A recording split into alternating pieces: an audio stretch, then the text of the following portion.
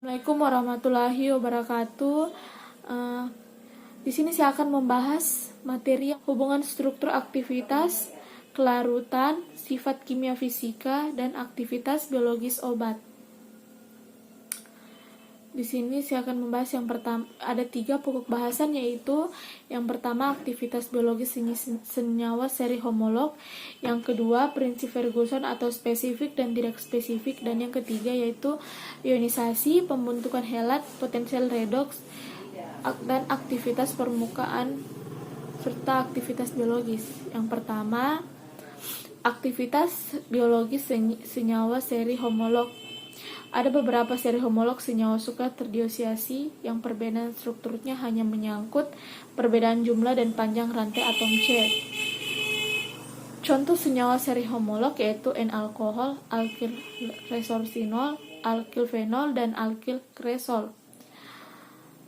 Makin panjang rantai samping atom C, maka semakin bertambah bagian molekul yang bersifat nonpolar dan terjadi perubahan sifat fisik seperti kenaikan titik didih, berkurangnya kelarutan dalam air, meningkatnya koefisien partisi lemak atau air, tegangan permukaan, dan kekentalan. Dan yang kedua yaitu prinsip Ferguson, spesifik dan tidak spesifik. Senyawa berstruktur tidak spesifik menunjukkan aktivitas fisik dengan karakteristik sebagai berikut.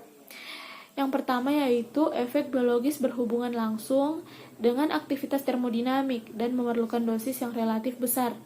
Yang kedua, walaupun perbedaan struktur kimia besar, asal aktivitas termodinamik hampir sama dan memberikan efek yang sama. Yang ketiga yaitu ada keseimbangan kadar obat dalam biofasa dan fasa eksternal. Yang keempat yaitu bila terjadi keseimbangan, aktivitas termodinamik masing-masing fasa harus sama. Selanjutnya, pengukuran aktivitas termodinamik pada fase eksternal juga mencerminkan aktivitas termodinamik biofasa. Dan selanjutnya, senyawa dengan derajat kejenuhan yang sama mempunyai aktivitas termodinamik sama sehingga derajat biologis yang sama pula. Selanjutnya, senyawa berstruktur spesifik. Senyawa berstruktur spesifik adalah senyawa yang memberikan efeknya dengan mengikat reseptor atau aseptor yang spesifik. Mekanisme kerjanya yaitu bekerja pada enzim, yaitu dengan cara pengaktifan, penghambatan, dan pengaktifan kembali enzim-enzim dalam tubuh. Yang kedua yaitu antagonis, kimia, fungsional, farmakologis, atau antagonis metabolik. Selanjutnya menekan fungsi gen, di mana yaitu menghambat biosintesis asam nukleat atau sintesis protein. Dan yang keempat yaitu bekerja pada membran, yaitu dengan mengubah membran sel dan mempengaruhi sistem transport membran sel. Selanjutnya, senyawa berstruktur spesifik memiliki karakteristik sebagai berikut, yaitu efektif pada kadar yang rendah. Selanjutnya melibatkan keseimbangan kadar obat dalam biofasa dan fase eksternal, melibatkan ikatan-ikatan kimia yang lebih kuat dibandingkan ikatan pada senyawa yang berstruktur tidak spesifik. Pada keadaan keseimbangan aktivitas biologisnya maksimal, sifat fisik dan kimianya sama-sama berperan dalam menentukan efek biologis. Secara umum mempunyai struktur dasar karakteristik yang bertanggung jawab terhadap efek biologis senyawa analog. Contoh obat yang berstruktur spesifik yaitu analgesik atau morfin, antihistamin atau difenhidramin, diuretik penghambat monoamin, oksidasi atau asetolzolamid, dan beta-adrenergic atau salbutamol. Selanjutnya pada ionisasi, pembentukan helat, dan potensial redoks. Yang pertama yaitu ionisasi. Ionisasi sangat penting dalam hubungannya dengan proses penembusan obat ke dalam membran biologis dan interaksi pada obat sampai pada reseptornya untuk menimbulkan efek biologis. Pada umumnya obat dalam bentuk tidak terionisasi, tetapi ada pula yang aktif bentuk ionnya. Contohnya yaitu seperti asam lemah, turunan asam barbiturat, basa lemah, atau kokain.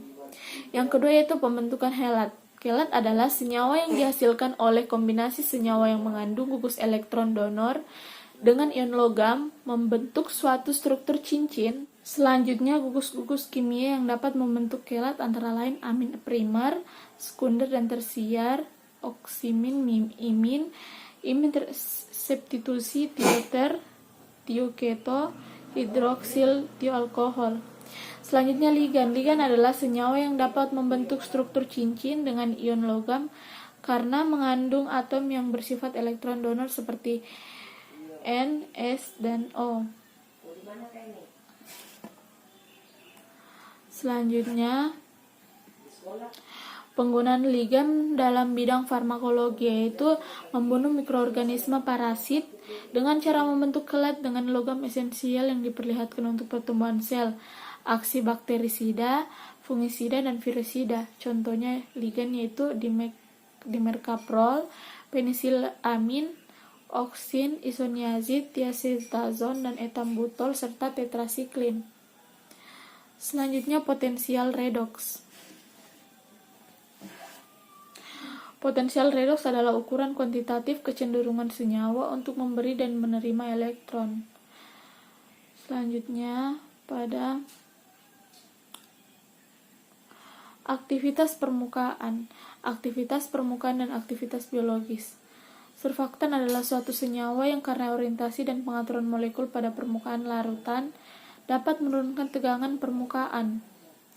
Contoh dari surfaktan dibagi menjadi 4 kelompok, yaitu surfaktan anionik, surfaktan kationik, surfaktan non-ionik, dan surfaktan amfoterik. Baik, mungkin itu saja yang dapat saya sampaikan pada materi hubungan struktur aktivitas kelarutan, sifat kimia, fisika, dan aktivitas biologis obat.